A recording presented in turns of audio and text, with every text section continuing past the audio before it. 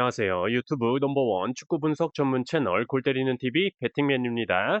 자, 축구 토토 승무패 12회차 제가 선택한 최종 픽 말씀을 드려보도록 하겠습니다. 항상 말씀을 드리지만 축구 토토 승무패는 아무리 기록적인 면, 경기력적인 면을 분석을 해도 퇴장이 나온다거나 갑자기 출전 안 하던 선수가 출전을 해서 미친 활약을 한다던가 잘하는 선수가 부상으로 아웃이 되거나 정말 생각지 못한 변수들이 발생을 하는 게 축구이기 때문에 항상 14경기 중에 자신만의 생각으로 선택하는 경기가 최소한 두세 경기는 있어야 된다라는 점 말씀을 드리면서 항상 그렇듯이 저희 채널은 최대한 쉽고 간단하고 재밌게 제가 픽한 이유를 말씀을 드리기 때문에 약간의 욕이 좀 들어갈 수 있다라는 점 양해를 부탁드리고 멤버십 관련해서 문의 주시는 분들이 계신데 가족 등급에 가입을 하시면 한 달에 4,990원 담배 한 갑 가격도 안 되는 금액으로 제가 선택하는 최종 픽 14경기 설명 중간에 광고 없이 편하게 보실 수가 있고 골대법 정리본도 공유 드리고 있고 프로토 하시는 분들은 골 때리는 TV 밴드 가입하셔서 많은 고수분들의 공유하는 프로토 픽을 보실 수가 있다라는 점 말씀을 드리고 매달 최고 배당 적중자 1명, 최다 적중자 1명을 선정을 해서 상금 10만 원씩도 드리고 있으니 프로토 자주 하시는 분들은 구매하시는 픽 공유하면서 상금까지 받으면 이것 또한 장점이라고 볼 수가 있겠네요. 자, 본론으로 돌아와서 축구토토 승무패 12회차 제가 선택한 최종 픽 쭉 말씀을 드려보도록 하겠고 영상 시작 전에 좋아요 한 번씩 눌러주시고 아직 구독 안 누르고 보시는 분들 구독 꼭 눌러주시고 좋아요 함께 눌러주시면 감사하겠습니다. 누르셨으면 시작해보도록 하겠습니다. 자, 1번 경기 세비야 대 소시에다. 자, 이번 시즌 소시에다 홈에서 맞대결 당시에 2대1로 세비야가 패배를 했지만 경기 시작하자마자 3분 만에 드미트로비치 골키퍼의 자책골이 아니었다면 충분히 무승부 정도는 할 수 있었던 경기라고 생각을 합니다. 또한 그때 당시 세비야의 감독은 알론소 감독이었지만 12월에 성적 부진으로 잘리면서 현재는 플로레스 감독이 세비야를 이끌고 있죠. 플로레스 감독이 선임이 된 이후에 2달 정도가 지난 상황인데 최근 5경기만 보더라도 세비야가 시즌 초반 개차반이었던 경기력이 확실히 올라왔다라고 보고 있습니다. AT 마드리드를 상대로 홈에서 1대0 승리를 기록했었고 발렌시아 원정에서 무승부, 레알 마드리드 원정에서는 1대0으로 아쉽게 패배를 했는데 확실히 보이는 건 세비야의 실점이 눈에 띄게 줄었다라는 점이죠. 그리고 상대팀에 따라 4백, 3백, 5백 굉장히 다채롭게 포메이션을 구성하면서 대응을 하고 있고 특히나 디미트로비치 골키퍼의 최근 선방 능력이 굉장히 좋고 공격수 엔네시리 선수와 세비야 B팀에서 올라온 이삭 로메로 선수의 공격도 굉장히 좋은 모습을 보여주고 있는데 주전 미들 자원인 지브릴 소우 선수와 오캄포스 선수가 징계로 결장한다는 게 굉장히 아쉬운 세비야입니다. 원정팀 소시에다의 경우는 주중 마요르카와의 컵 경기를 치렀고 페널티킥까지 가는 경기를 치렀기 때문에 일주일 푹 쉰 세비야보다 확실히 체력적인 부분에서 손실이 있다라고 보여지는데 다만 주전 공격 자원인 오야르샤발 선수가 복귀를 했다라는 점은 소시에다에겐 희소식으로 볼 수가 있죠. 결과적으로 양 팀의 기록적인 면을 종합해 볼 때 굉장히 두 팀이 비슷한 기록들을 가지고 있는데 소시에다의 경우가 카운터 어택에 의한 득점이 좋지만 세비야의 경우는 수비 라인이 그렇게 많이 올라가지 않기 때문에 장점으로 볼 수는 없을 것 같고 현재 세비야의 크로스 횟수가 라리가 1위를 기록하고 있는데 이 말은 역시나 엔네시리의 대갈박을 노리는 크로스가 굉장히 많다라는 거죠. 그래서 세비야의 엔네시리의 대갈박이냐 소시에다 오야르 시아발롬의 발끝이냐 싸움으로 볼 수가 있는데 세비야 플로레스 감독의 능력과 홈이라는 이점 그리고 원정팀 소시에다는 원정에서 득점도 줄지만 실점도 줄어든다라는 점을 종합해 볼 때 최근 맞대결에서 소시에다의 3연속 패배를 기록 중인 세비야가 4연패까지는 하지 않을 것 같다라고 생각이 들어서 세비야의 승무 투픽으로 선택을 했습니다. 자, 2번 경기 브랜드포 대 첼시. 자, 이 경기 브랜드포의 결정자적인 측면에서 아쉬움이 좀 큰 경기다라고 생각을 합니다. 기본적으로 첼시와의 최근 두 번의 맞대결을 볼 때 브랜드포가 0대2로 2연승을 기록을 했었는데 그때 당시 득점을 기록했던 브랜드포의 주전 수비 자원인 에단 핀록 그리고 공격 자원인 은베우모 선수가 부상으로 출전을 하지 못한다라는 게 굉장히 큰 손실로 보이고 이번 경기에 대갈박 한 방이 있는 선수인 주전 수비 자원인 벤미 선수도 출전이 불투명한 것으로 보이기 때문에 최근 브랜드포의 불안한 수비가 더욱더 불안해질 것으로 보고 있습니다. 또한 특이한 게 브랜드포가 승격 이후에 홈에서만큼은 첼시를 상대로 승리를 기록한 적이 없다라는 점도 재미있는 점이네요. 원정팀 첼시의 경우는 최근에 확실히 골 결정력만큼은 많이 올라왔다라고 생각이 들지만 리즈와의 주중 컵 경기에서 주축 자원들의 어느 정도 체력 소모가 있었고 수비 쪽에서 뜬금없이 빌드업하다가 병신 같은 실수를 하는 모습을 보여주면서 실점도 했고 리즈를 상대로 홈에서 3대2로 극장 승리를 하는데 맨시티 원정에서는 1대1 무승부를 기록하는 모습을 보여주면서 당최 이 새끼들이 어떤 경기력을 보여줄 수 있을지 그날그날 컨디션에 따라 경기력이 너무 달라진다라고 보고 있습니다. 저는 그래서 첼시를 상대로 득점을 기록했었던 선수들이 모두 빠진 브랜드포, 그리고 홈에서만큼은 첼시를 상대로 승리한 적이 없는 브랜드포, 홈에서 역배당을 받았을 때 4전 전패를 기록한 브랜드포라는 점에서 브랜드포의 단통패로 가고 싶지만 아까도 말씀드렸다시피 첼시가 언제 어디서 비용신 같은 짓을 할지 모르기 때문에 무승부를 바쳐서 브랜드포의 무패 투픽으로 선택을 했습니다. 자, 3번 경기 에버튼 대 웨스트햄. 자, 에버튼의 경우는 프리미어리그 1위의 제공권 경합 능력을 보여주고 있고 그렇기 때문에 프리미어리그 세트피스 득점이 아스날에 이어서 2위를 기록하고 있죠. 반면에 웨스트햄의 경우는 프리미어리그에서 카운터 어택 득점이 리그 2위 수준으로 역습에 굉장히 강점을 보여주고 있는데 그렇기 때문에 점유율을 낮게 가져갈 때 좀 더 역습 공격에 힘이 실리게 되는데 역시 에버튼 역시 점유율을 많이 가져가는 팀이 아니기 때문에 이 경기에서 점유율을 더 낮게 가져가는 팀이 우세한 경기를 펼치지 않을까 생각이 들고 있습니다.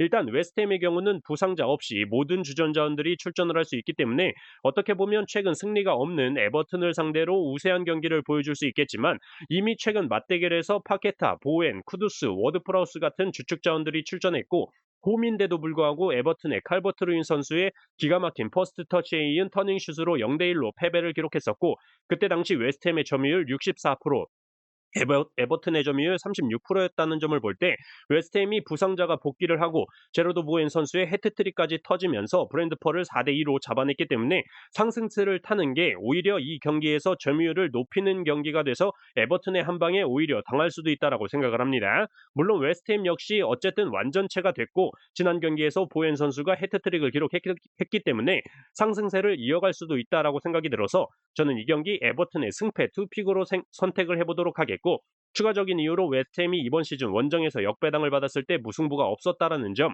그리고 축구토토 승무패 3번 경기에서 현재 최다 연속 무승부인 3회 연속 무승부가 출현 중이라는 점도 있기 때문에 무승부를 제외하고 에버튼의 승패 투픽으로 선택을 해보도록 하겠습니다. 자, 4번 경기 풀럼 대 브라이턴.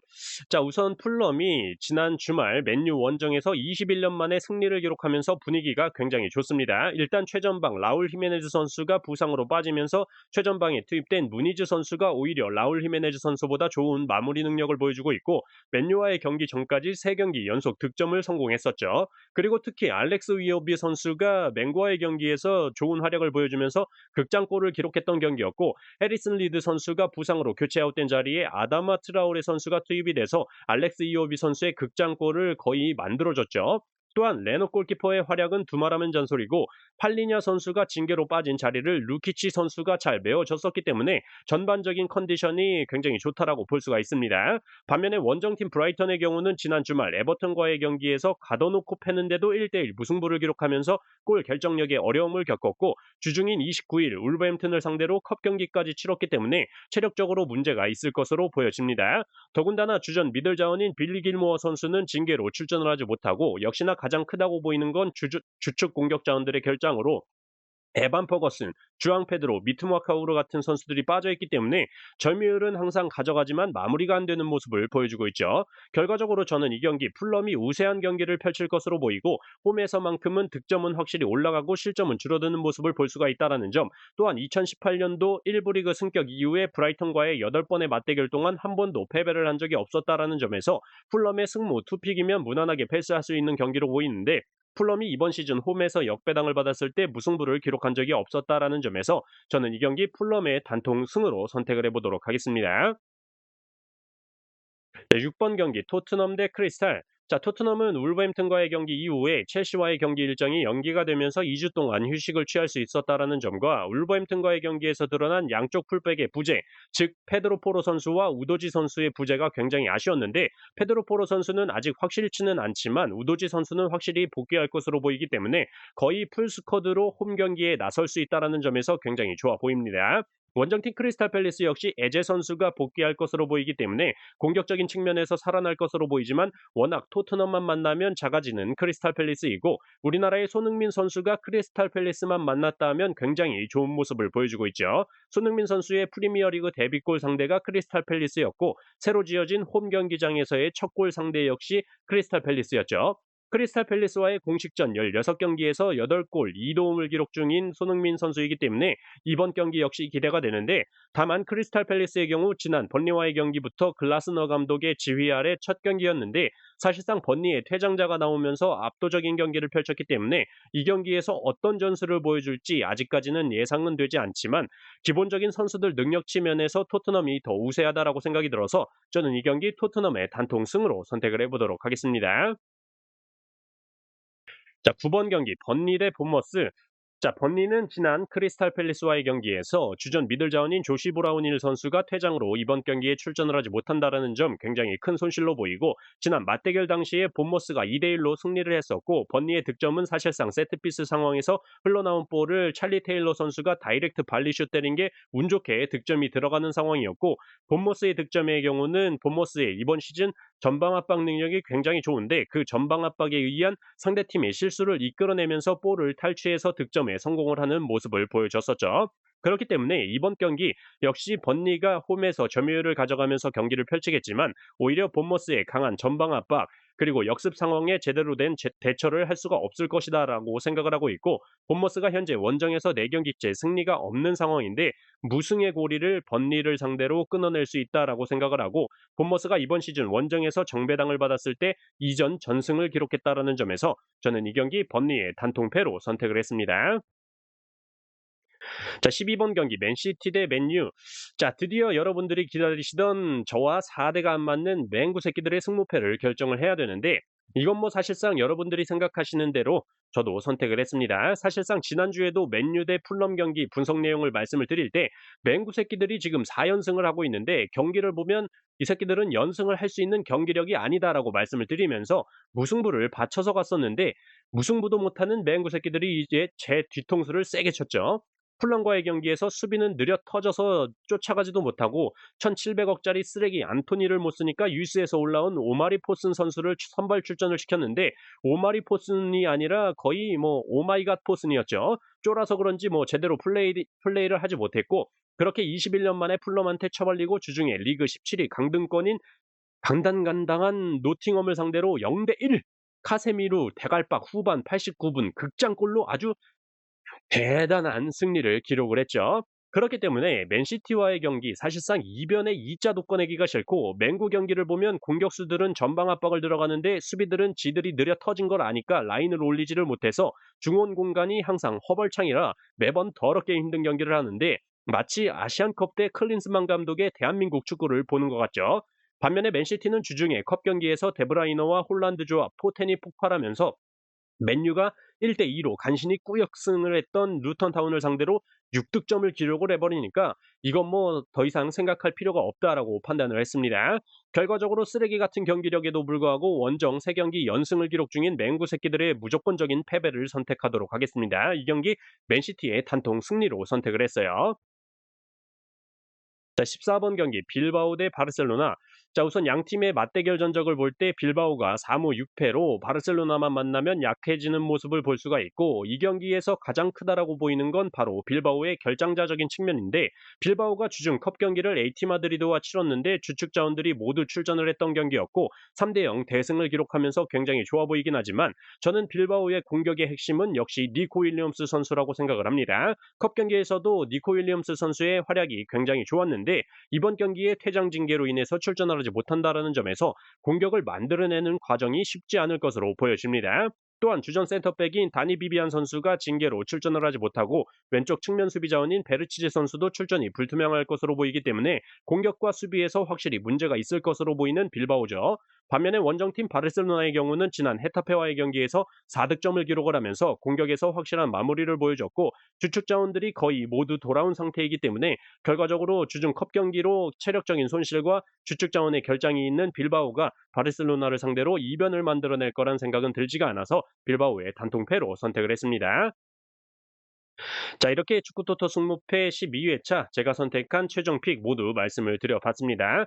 골때리는 TV 가족분들 잘 참고하셔서 좋은 결과 있으셨으면 좋겠습니다. 이번 한 주도 수고하셨습니다. 이상입니다.